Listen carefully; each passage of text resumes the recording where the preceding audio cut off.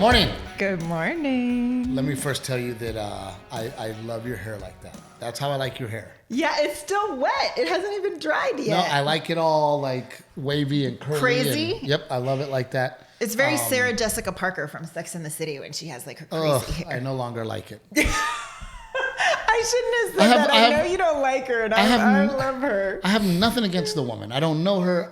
My confusion is how people think that she's attractive. I don't think she's attractive. Rick, do you think she's attractive? I am not going on record saying either way. I don't think she's attractive. I don't get the appeal. I don't know what it is either, but I love her. I think she's great. I love the big old hair. I love her sense of style. Maybe it's just because I love Sex and the City. I don't get it, dude. People are like, ooh, and I'm like, I don't see how she's attractive. Okay, moving along back to how you like my hair, my big hair. Well, how about we talk about the fact that Renee's hair is sponsored by Aztec Chevrolet. I love those guys so much, and I'm starting to feel guilty that I'm hogging this truck. I love it. I love this freaking truck, and I feel like I'm hogging it. It is up for sale, the truck I am driving and have been driving for a while. So we do need to sell it. If you're interested in buying a badass GMC Denali, I just love AT4. the color. It's you a don't great see truck. that color on the road a lot. It's pretty. It's a great truck, and it's like driving a sports car. It's amazing. Yeah. So our friends at Aztec Chevrolet, once again, thank you so much. Our friends at Old Salt Coffee, don't forget, Trevino 10, and we get $1 donated to Helicopters for Heroes. And now, picked Cherries. Download the app. So Rick, I got to tell you, the video for Pick Cherries did not work. So we're going to have to come up with a better idea. I know it was kind of last minute. We put it together. We just got to come up with a better idea. Yeah. So. I like the stuff we filmed together. We talked about on the podcast. We did like a few things together, you and I, like some funny Navy factoids. And I liked that stuff. So maybe we incorporate a little bit of that. Maybe something like that for Pick Cherries. Yeah. Well, I mean, look, I am, yes, Pick Cherries loves us. Yes, Pick Cherries is now a sponsor. But I'll be honest with you, it's the only thing I use to podcast. Yeah. Like it is. To listen to them, I know, because everything else feels like so overwhelming. It's organized. Yeah. Everything's easy to go to. And I'm not a big podcast guy. Right. But it's turning me into a podcast guy. Well, and a podcast is such a commitment. So if I can just listen to snippets and just make the decision of whether or not I want to commit, that's why I'm into it. Man, we had a big weekend. We did. Marital wise, I am proud of us. I think there was a moment there where we could have lost our shit. Spiraled? When was that? I'm trying to think. There was a moment where you were being you, and I was like, ugh. At breakfast, and you were like, just communicate what you want to do. If you would just communicate how you want it to go, and we'll just stick to your plan, and that'll be it. Yes. And I was like, okay, cool. Well, that's what happened. Is I had to be up. I had to be up at 6 o'clock in the morning. First of all, we left Texas to go to the airport in Austin at 3:30 in the morning. Which would be fine if it was just you and I, but it wasn't. The kiddos, the in-laws, Daddy Raymond, Mama Mia, we're all up 3:30 in the morning. We go to the airport, and then oh my God, dude! And speaking of my daddy, I'm still a little hurt by it. Why? What did my daddy do? We're driving to. So first of all, road manager Kyle and Daddy Raymond are in front of us because we don't all fit in your SUV. Between all the luggage and all the bodies, we don't fit in one vehicle. So we had to take two vehicles. So Daddy Raymond's in the other vehicle, and it's 3:30 in the morning. We're driving, to the airport. To the airport, and then Renae goes, "Mom, I just think about Daddy and how much he did for us. I mean, the fact that he woke up every day at 4 o'clock in the morning for us." And I'm driving at 3:30 in the morning to the airport thinking to myself, not only every Thursday I wake up at 3:30 in the morning to go to the airport, I also wake up at 3:30 in the morning on Sunday mornings to come home. And he wakes up at 4 in the morning, Monday through Friday. I wake up at 6 in the morning, which is only 2 hours later. And I'm sitting there like, is she really? By the way, she's never told me thank you for sacrificing. That is not true. And I'm sitting there like, really? We're going to talk about Daddy right now? Wow. My dad would wake up first, it's not a competition. I'm not saying it's competition. Why you gotta make it a competition? I'm not saying it's a competition. Did I say it's a competition? All I'm saying is that every once in a while, I would appreciate a thank you for waking up at 3:30 in the morning. Thank you for waking up at 3:30 in the morning, 4:30 in the morning, 5:30 in the morning. Yes, thank you. Thank you on Sundays. I think when it's most brutal is on Sunday, when you do it in the morning so that you can get home at a decent hour and have a Sunday with us and you hit the ground to Renae. I loved it because when I get home on Sunday, Renae is always like, I want you to be daddy. I want you to be there. There's things that need to get done, right? Yeah. And I'm like, you got it. Like, no problem. I will be there. No problem. And I wake up early. I come home off the road. Instead of going to the room and taking a nap, you stay awake because you know if you take a nap, then you're not going to be able to go to bed at the end of the night. Dude, Renae, by 1 p.m., out. I just can't. I put Delilah down for a nap and I passed out. I put Delilah down for a nap. Again, dude. I was trying and she was screaming her head off and I was like, you got to come take over. But no, so it's really pouring outside. I'm sorry. I just noticed it's pouring outside. My grass is going to be delicious. But yes, so, we got there Thursday and the hotel that I'm staying at is, by the way, we went to Philadelphia together as a family. And I highly recommend that if you have kids over 6, that doing a Philadelphia trip or a Boston trip is essential. I really think you need to do it, and so that your kids can have a sense of pride as to what this nation and how it started. And there's so much American history. And Rick, you got to take the boys. I mean, Rick, I think your kids are at a great age for it. Yeah. But also I feel like we threw so much at Garrett. I don't know how much he absorbed. And I just feel like this next week, we really need to just sort of keep talking about the things that we saw and did so that he can ask more questions and we can see like, what did his little brain grasp onto? Well, he's a sponge. He's a sponge. And even though I think that sometimes you think maybe he's not getting it, we're going to go back, right? You follow up. Yes. You go back, you take them again. There's so much there. We got to go back. Thursday, we walked straight to the Liberty Bell. The line was short, so we got to go in, see the Liberty Bell, talk about the Liberty Bell.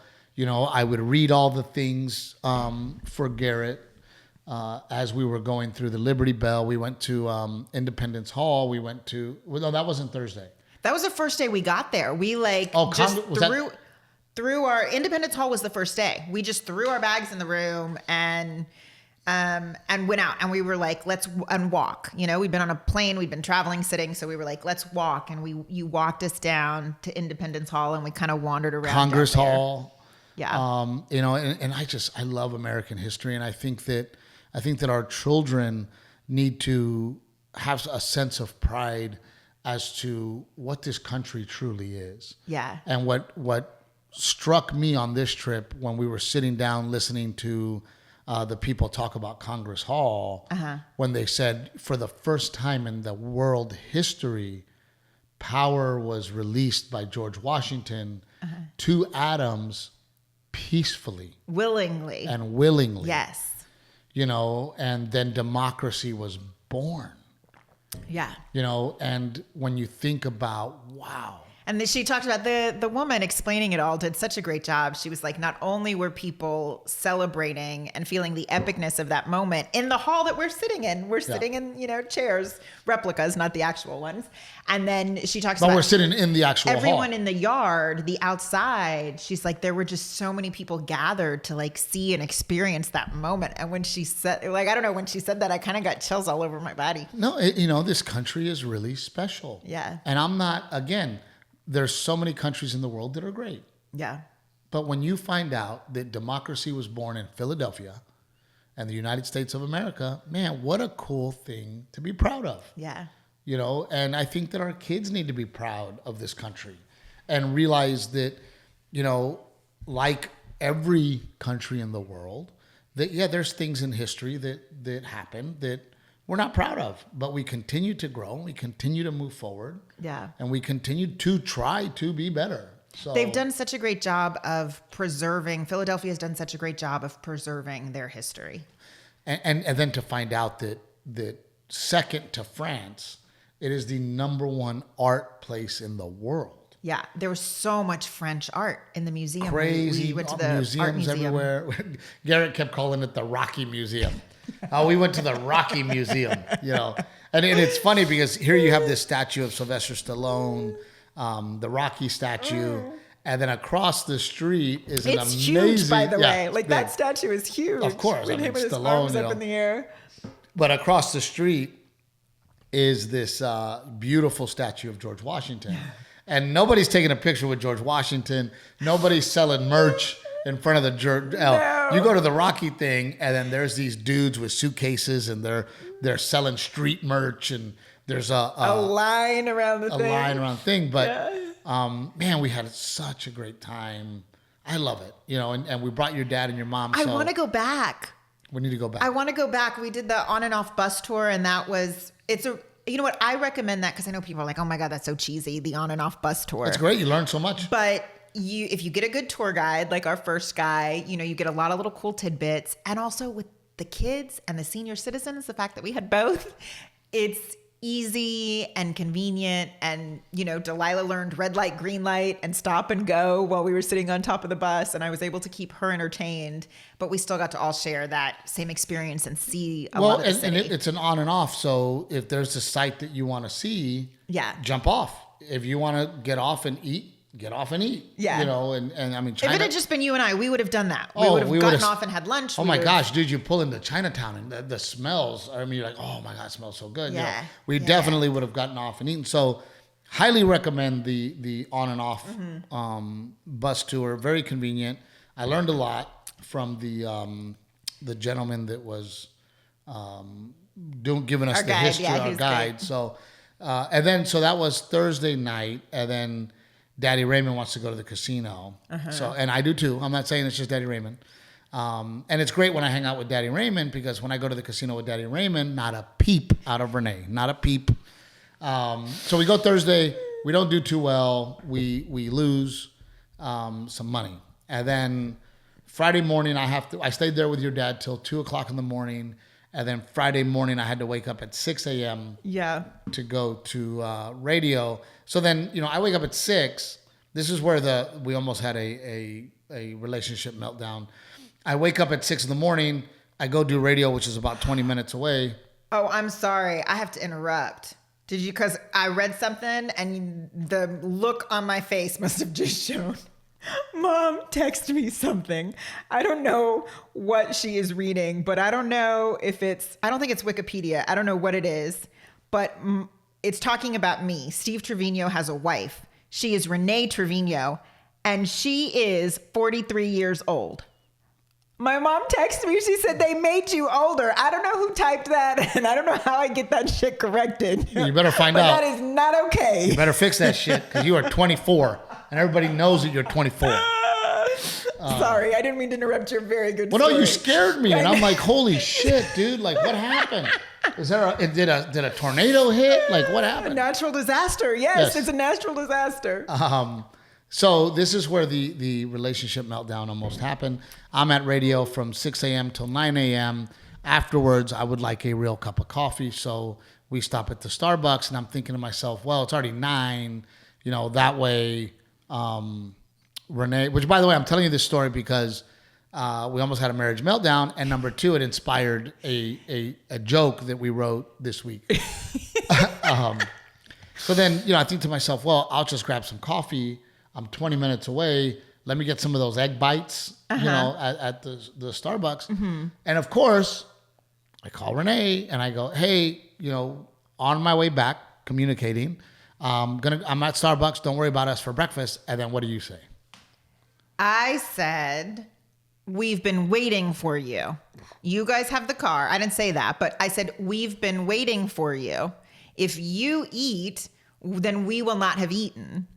Like, then you will have eaten, and then I still have to wrangle the troops. But I'm still 30 minutes away. Feed everyone. So you could have sat in the buffet at the hotel and ate. Well, then I called you back, and I said, okay, we will go downstairs and eat breakfast. So we're eating breakfast simultaneously. But we had been waiting for you. So I go. I had been waiting for some communication. I go, I'm sorry. I apologize. I won't eat. I'll get there, and I will eat with you guys. So that's what I did. I went there and I ate with you guys. So I called you back and I said, look, if you want to eat with Road Manager and Dave J, the other comic, eat with them. And then my family and I will go downstairs and eat. But this was like our first morning together in Philadelphia. So I thought we would all sit down together, have a nice meal, and then all go on the bus tour together. So you want to be the leader. We were waiting for our fearless leader. We'd been waiting all morning. So that inspired a joke. And when you talk to people who have been married a very long time, and you ask for wedding advice, they always say communication is the key.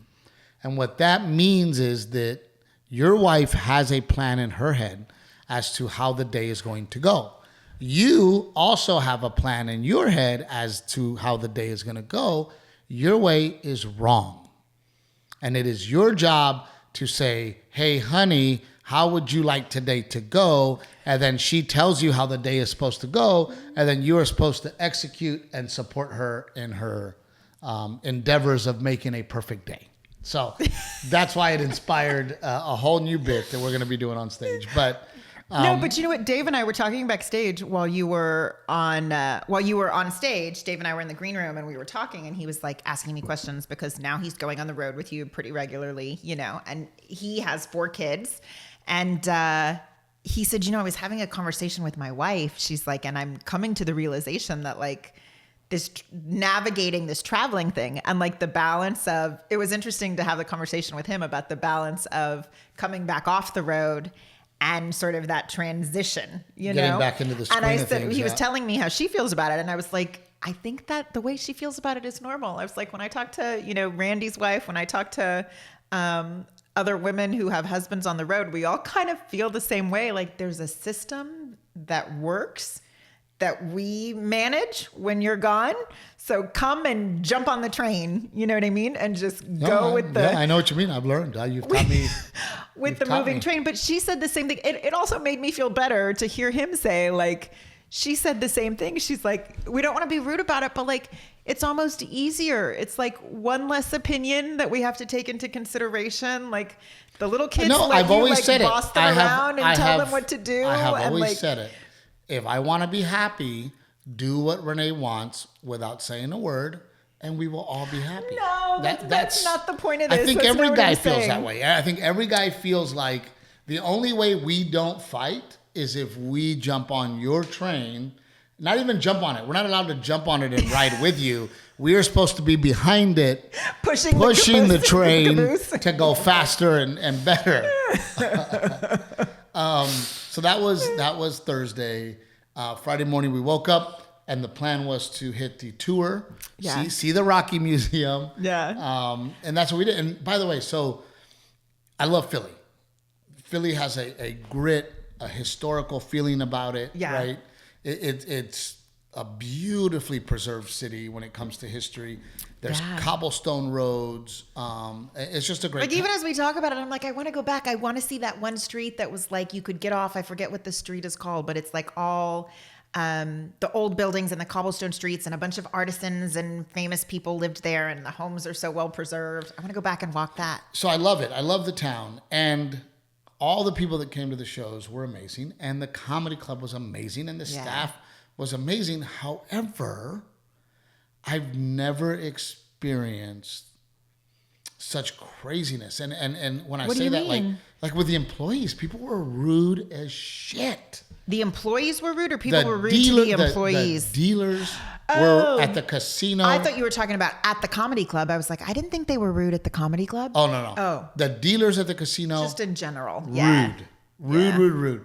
The security when you walk into the casino, rude, right? When I went to get Starbucks, okay? Me and Dave stayed outside. I ran in to get the Starbucks, and I drink black coffee. And we just wanted coffee. There was nothing fancy about it. There was no chai bullshit, right? It was just a black coffee. Right.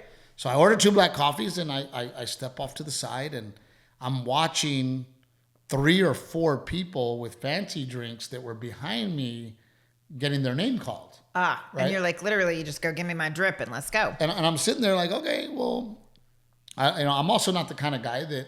I also know that things change. Maybe they're making the... I don't know. Right. But I'm giving them a moment, right? Yeah. So now we're on 5 or 6 person that has been behind me and they've moved on, you know. And by the way, the egg bites that I had ordered that I did not eat were already there. So I'm sitting there and I'm like, okay. So I go up to the worker and I say, hey, excuse me. And first of all, he looks at me like, ugh. Then walks over slow with an attitude and then throws his arms up. He's like, what? Not can I help you? He goes, what?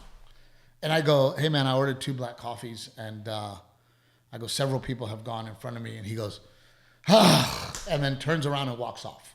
Not even like, oh, my God, I'll get it for you or no problem or yes, sir. Or just, ah. Yeah. And then comes back and gives me my coffees. But I'm like, hey, guy, like, I'm sorry. I'm sorry I came to a place that makes coffee, paid for my coffee, and wanted to get my coffee in return.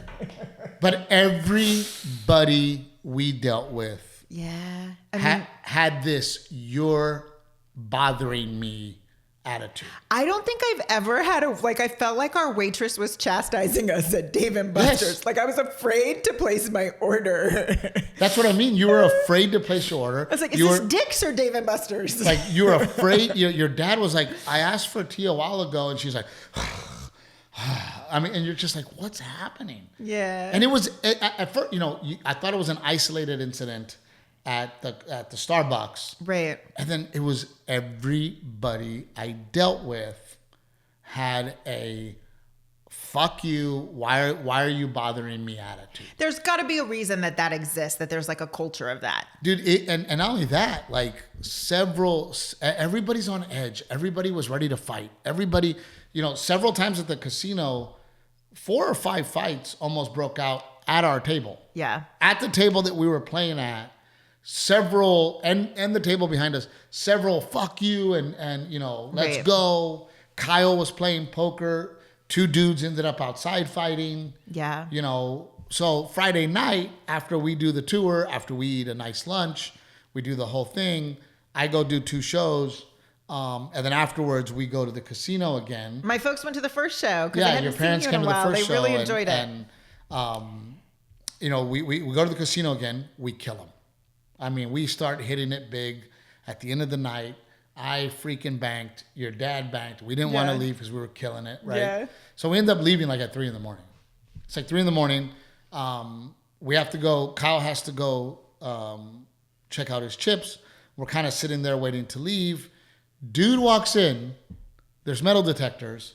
He beeps, reaches into his pockets, and has a handgun. And then the guards are like, what? And I'm like, oh shit. Like, I don't know what's going on because the guards got scared, right? Yeah. And he's like, hey man, I forgot I had my gun. And then grabs the gun and walks out with it like this. And Dave J was like, it's time to go. Yeah. So we get in the car, we go home. It's 3 o'clock in the morning. I then wake up at 8 or 9 to go to Sesame Place. So the first 2 days was history, museums, and then the next day we planned to take the babies to Sesame Street. Sesame Place, they Sesame call it. Place. Sesame Place. And I got to tell you, first of all, it's not bad. I was going to say, I think you and I feel differently about it. One of the best roller coasters I've ever ridden. Yes. That roller coaster, it's called Oscar's Wacky Taxi. It was awesome roller coaster. Yes. Awesome. A wooden roller coaster. Yeah. But it's Sesame. It's like a reinforced wooden, right? Like it looks, the tracks were not wooden. No, it's a wooden roller coaster. Yeah. But it was it's kind of sad. It's kind of let itself go. I mean, I didn't. It was very clean. I don't know if you ever went into a restroom, but the restrooms were very clean, which for me at a theme park is like a big deal. It was clean. I was glad that it had that roller coaster, and that Garrett was really excited about it because I was worried. He was like, "I'm too cool for Sesame Street," and so I really wanted to do it with Delilah. But all the other rides that they have, there's 2 roller coasters, and then the other rides are basically upgrades of carnival rides. Yeah, for sure. But so is Disney, right? It's like the teacups. They had their version of the teacups. There's like, I know there was one ride we went on that was like, basically there's a Bug's Life ride at one of the theme parks. And this was that version of it. And your dad the whole time is just like sitting there. I know. I said, Dad, do you want to go on this ride with Delilah? It's not that bad. I'm like, He's no spinning. I'm like, are you okay? He's like, hey man, I didn't sleep, dude. Right? So it was a lot. It was a brutal schedule for him. It made me so happy. Your mom was such a good sport. She wanted to go on as many rides with Garrett as she could. Oh my gosh, she rode so many rides with Garrett, and she had so much energy and so much patience, and she was just wonderful. And not that your dad wasn't wonderful, because he never complained, or he was present. He just burnt the candle at both ends for sure. He was like, dude. So then we end up driving home. It's like a 40-minute ride back to the hotel. Uh-huh. Everybody's passed out, and I'm driving. And I'm thinking to myself, well, I'm glad y'all need to rest. Y'all need to rest. Okay, y'all gotta go. Y'all got 2 shows tonight. No, this is a little unfair. I was just making sure to balance it. And I was like, I know that if I don't get a quick little nap in this car, because Delilah fell asleep in the car ride too. And I was like, if I don't get a quick little nap with her right now, then I won't get one. And yes, baby, I'm not trying to take anything away from you. Your schedule is brutal. But we did make sure every day that you got a nap in. And so I would keep the kids quiet. They were, playing tablet or whatever, but Delilah's so then it was on and off. But I made sure to give you that nap time. I made sure to keep the kids quiet so that you could get your nap in. So then it was 2 shows Saturday, and then we have to wake up again at 3:30 in the morning. So Daddy Raymond goes, let's go to the casino. Right? So we went to the casino again till 3, got back to the room, showered. So that night you guys both stayed up all night. You didn't go to bed at all, right? Because you went to the casino after the shows. Well, you know what? That's usually the case. I mean, even if had I, because by the time I got off stage and left the club, it was already 1 in the morning. Yeah. And that's usually the case for me on Saturdays. By the time I do the meet and greet, by the time I tip out the staff, by the time I get paid, it's usually 1:30 in the morning. And then I'm usually leaving to the airport by 3:30 or 4. Right. Right. So even if I were to go back to the hotel room, which would have put me there at 2, or 1:30 probably, I usually just lay there because I'm amped up. Man, when I get on stage and I get off stage, I'm like, adrenaline's going. I'm so jazzed and excited. Yeah. And so, your dad loves the casino. We had killed him the night before. Let's go. So me and your dad went to the casino again. And then again, and by the way, some of the fights at the casino that I'm talking about were not just a customer mad at another customer. There were several fights where customers were arguing with the dealers. Yeah. And the dealers were like, fuck you. I mean, the dealers were dropping F-bombs. And the pit boss just sits there like, this is every day at our casino. But you know what? I feel like, yes, I agree with you. We did. I never went to the casino, so I don't know the experience there. But yes, at the restaurants and things, people were shockingly rude. But the people after your shows at the comedy club fantastic, were so friendly, were so gracious. Great people. And I said that in the beginning. I wanted to make sure that people know that I love Philly. I love the history. I love all the fans that came out. I love the club. But man, everybody we dealt with was unfucking believable. Even when we left in the morning, we get to the airport at American Airlines. Not to brag, but I'm executive platinum because I travel so much. Yeah. So we're in the priority line, the executive platinum line. We are flying first class. We get to the desk and the woman again, the worst attitude. I go, hey, I don't know what happened. I go, but my son is sitting by himself. He's 6. I go, and we had planned it so that he could sit with his grandparents. And she goes, well, you're going to have to figure it out. I'm like, in Austin, they figured it out for us where problem. You are. Yeah. Like she goes, well, I don't know what to tell you. You go to the desk upstairs. I'm like, lady, my son is 6. Yeah. He cannot sit by himself when his grandparents are on the plane. But she didn't give a fuck, dude. And then again, at that point, I'm like, I got to get out of here. Because I was getting to the point where I was becoming offended. Yeah. I was running out of patience with people treating me that way, treating my family that way, and being generally being fucking rude. Yeah. And Texas, we're all polite. We're all nice. We're all, hey, how are you? What can I do to help you? Yeah. The girls in Austin at American Airlines, they go out of their way. Not because they know who I am. They just go out of their way. How can I help? And, ooh, that's not right. We got to put the grandparents with the kid. Yeah. Let me work on it, right? And I'm sitting there going, Philly, what is going on in your town that everybody at work is miserable. Well, I don't know what's minimum wage. Maybe that has something to do with it. She's working at American Airlines. Yeah. I'm like, I've been to Starbucks in Texas. They don't go, yeah, I mean, and it just bums me out because I love that town. Yeah.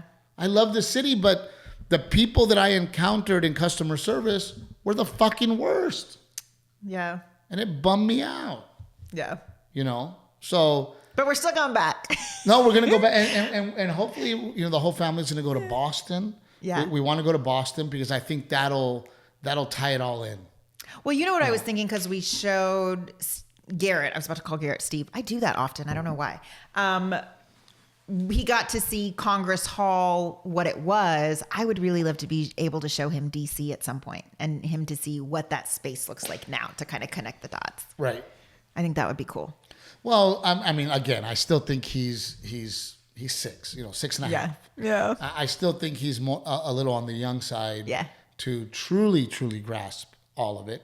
But I also think that if we continue to expose him to stuff, that it just keeps continuing. You know, because I mean, even Rick's kids who are older, I think would be like, why are we at this museum right now? Yeah. You know, because the museum was fine art. The museum was right. We probably could have chosen a more kid-friendly museum, but it is. Well, and there was the Harry Potter museum. Yeah, but he's not into Harry Potter yet either. Science or whatever. Yeah. But I think it would have been more cool for him. But you know, again, I think he would have been, you know. Yeah. But it was really cool too because, you know, your parents are very, very religious, very, very Catholic, and a lot of the art in there on the 3rd floor was from these amazing churches in France. Amazing churches and these beautiful Virgin Mary paintings. I mean, just really out of this world. I mean, you know, you think you have nice things, and then you walk in there and you go, wow.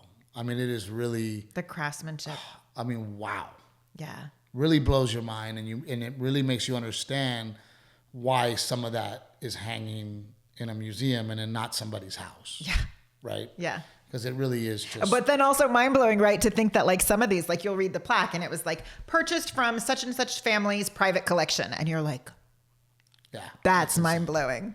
Yeah, that's real money. Right? When you hear people like the Gettys and, you know, this family, you know, there's a museum in San Antonio where they're like, oh, well, this family donated. The Renae? Yeah, they donated this building. They donated and I'm like, yeah. And over here, I'm thinking, man, I'm doing good. Like, maybe I could donate a Captain Evil mug. Yeah. You know, maybe. Yeah. But all in all, I love going to Philly. Yeah. You know, we did not eat a cheesesteak. You know what? That's what's so funny is like we didn't do the food. We didn't have a cheesesteak. And what else is Philly? No, there was like something else. And I was like, we were in Philly and we didn't have time to. We just this trip was not about the food. So well, you know, and we're trying to get out of that habit. Yeah. Right. So speaking of food, I did not eat as well as I would have liked. Yeah. This weekend. This trip too, I really sympathized with you because was it last week or the week before you were talking about how you were getting a little frustrated because you weren't losing weight. And I just thought, I need to tell you, going back on the road with you again this weekend with the crazy schedule with the kids and the parents and trying to fit in all the sightseeing and everything. Like, I think you got to give yourself a little more credit too because of your schedule. Like, you know, when you're working with a health coach or a dietitian, they tell you sleep is very important. And I don't sleep. Routine is very important. Obviously, having a kitchen is very important. But when you are on the road, you have so many obstacles that not even just that you have to overcome, like logistically, you can't overcome the fact that you don't have a kitchen. You know, you can't have a kitchen. And then some of the comedy clubs, you know, very little healthy options, right? So we try. Yeah. But I just wasn't. So the fact that you've been able to lose 24 pounds and however long you've been doing it on this schedule with your job, I think you got to give yourself a little more credit. This is the first week that I actually didn't maintain or lose weight. This is the first week I came back, I got on the scale, and I had gained a pound. So, again, looking at my calories for the week, today, chilling out, eating nothing but clean today, right? Yeah. And then I gained a pound too this weekend. I got on the scale and I'd gained weight too. And I did have somebody, you know, reach out, and I want to acknowledge what they said because they are correct. You know, they say, well, don't worry about the scale. Don't worry about what you look like. It is about how you feel. And I totally agree with that. And that is one of the reasons that we are not doing crazy diets. We're not doing keto. We're not doing, and I'm not saying that if you're doing keto, good for you. I'm saying that we are trying to just make better choices. We ask a lot of our body, and so we're trying to exercise more and make better choices when it comes to food. Yeah. It's not a diet. It's we're eating better. Yeah. Instead of getting the chips and salsa. And we talked about it on the podcast. But, and people have been hitting me up about what's going on with the chicken coop. We have a completed chicken coop. Oh, we haven't shared any of it. We have not. I was going to do it today, but it's freaking pouring right now. It's raining. Do we think they're okay? Really did. In their little chicken chalet? What are we going to call it? The Funny Farm. The Funny Farm. I'm going to put a sign that says Funny Farm.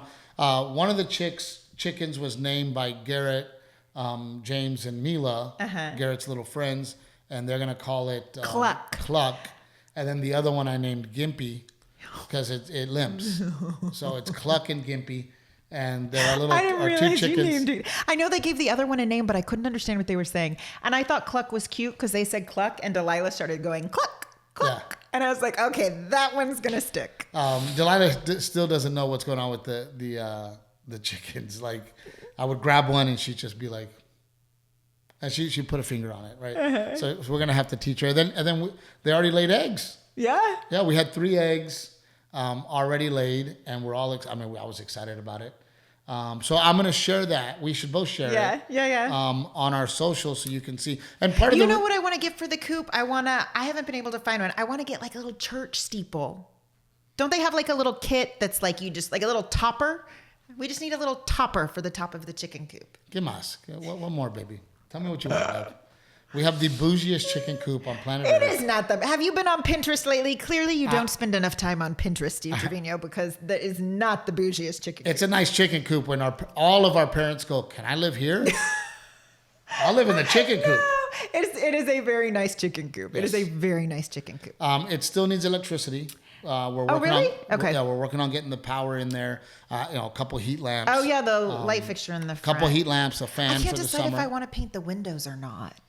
Well, we'll talk about it. Maybe you get the. We'll take a vote in my Insta stories. Maybe you get the people involved, but we had so many projects back there all at the same time. With the patio being built in the fire pit and the. Yeah, no, they literally just finished it, and it needs a woman's touch. It needs like some planter boxes or maybe some vines growing up the fence. It'll never happen, but I love where your head's at. I love her saying, we need to do this. And I say, I still need furniture. So let's see what happens. We're not going to end this podcast with a fight. No, we're not going to be negative. We're not going to be negative. We're going to be very positive because we're going to have new neighbors, Rick and Gigi, very soon.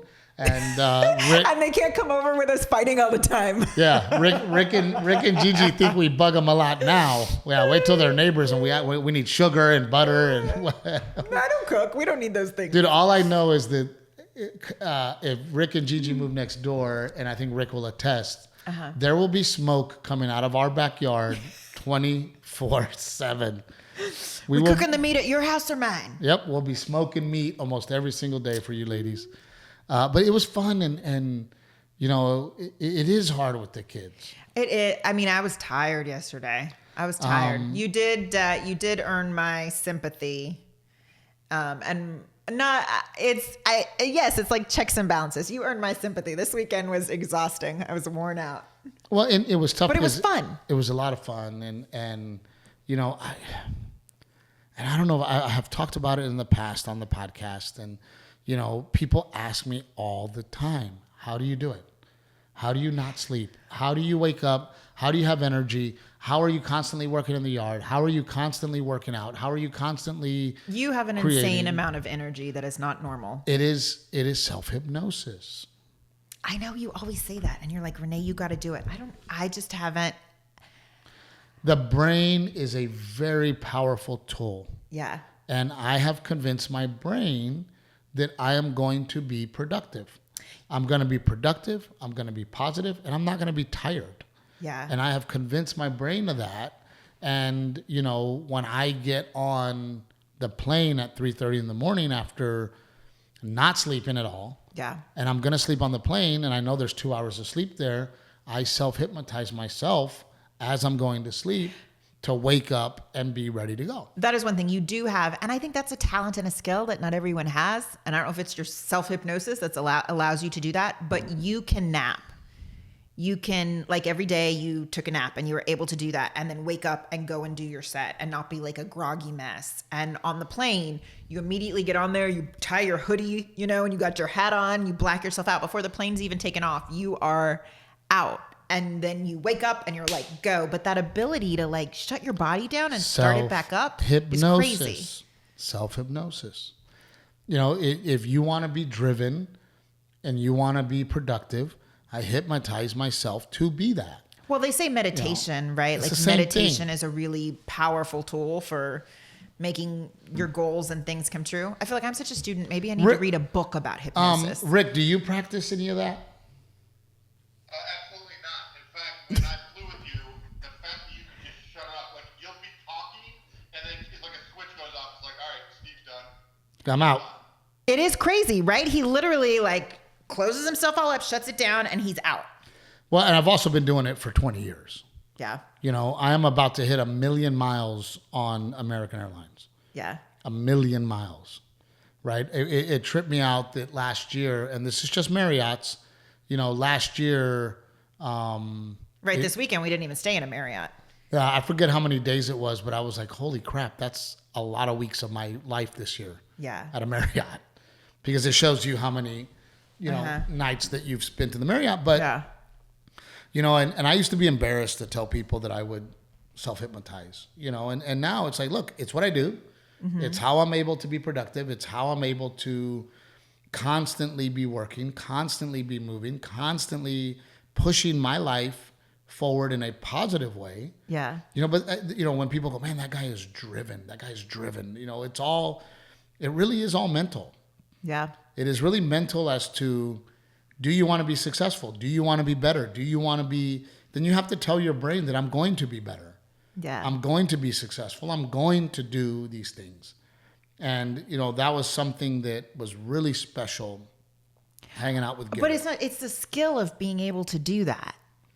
Like, it took time. It's one thing to say, okay, I want to be able to hypnotize myself, or I want to explore this. It's another thing to be able to do it successfully. I learned it a long time ago from Flip Orley. The guy's name is Flip Orley.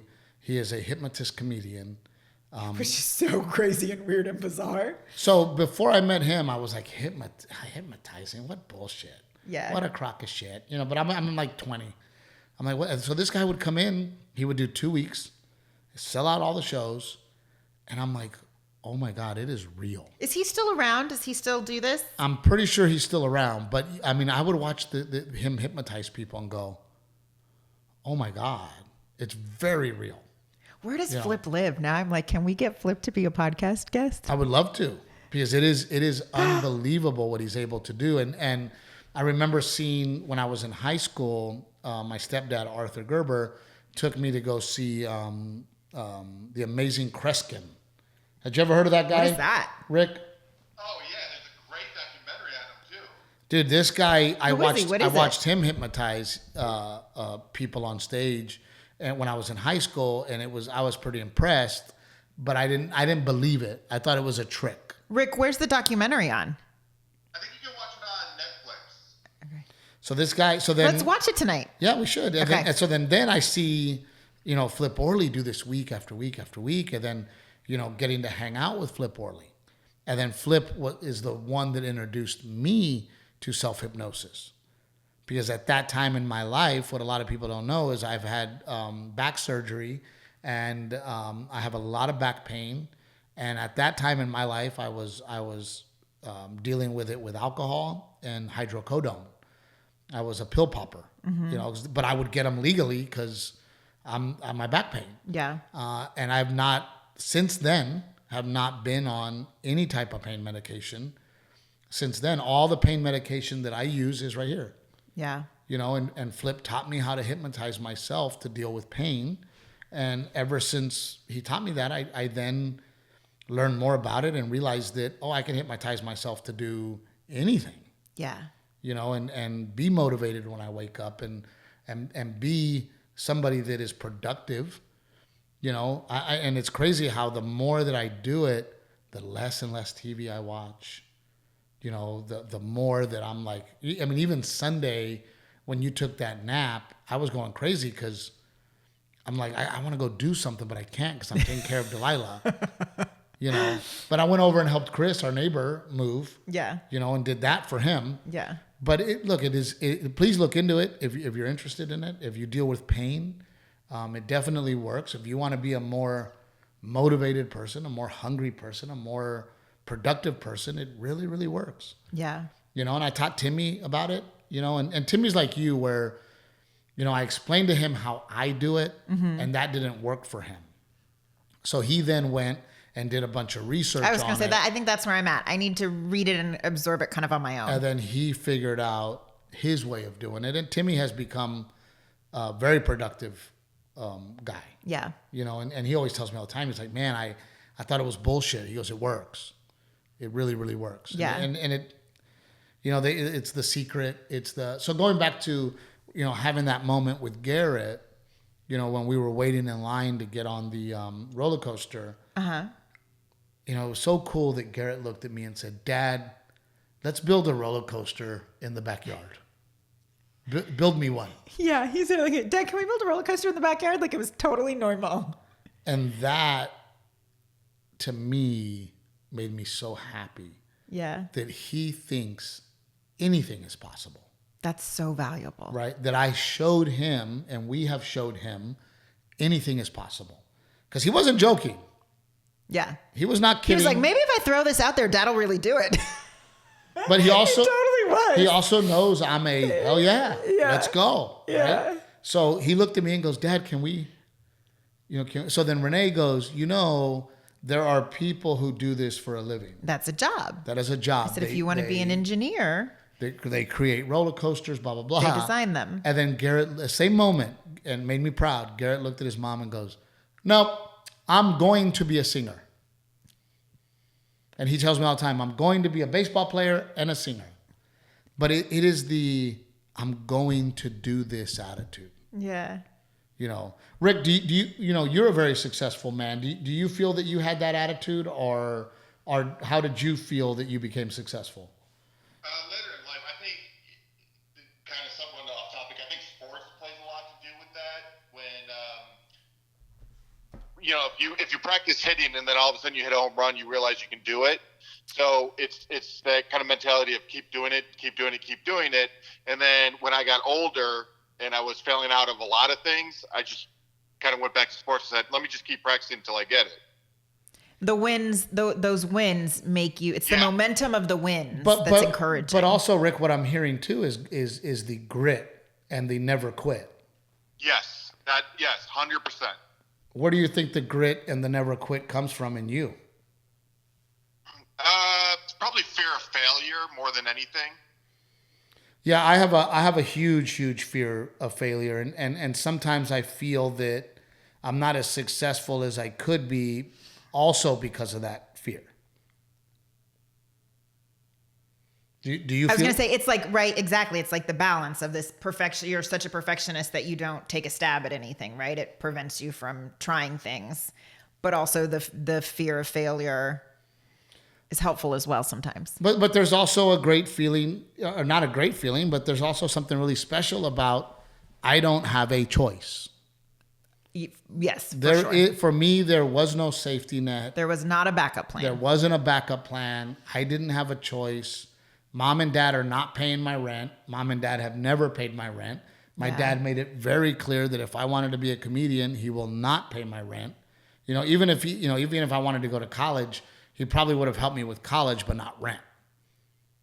Yeah. So I never had a backup plan, and there was this has to work.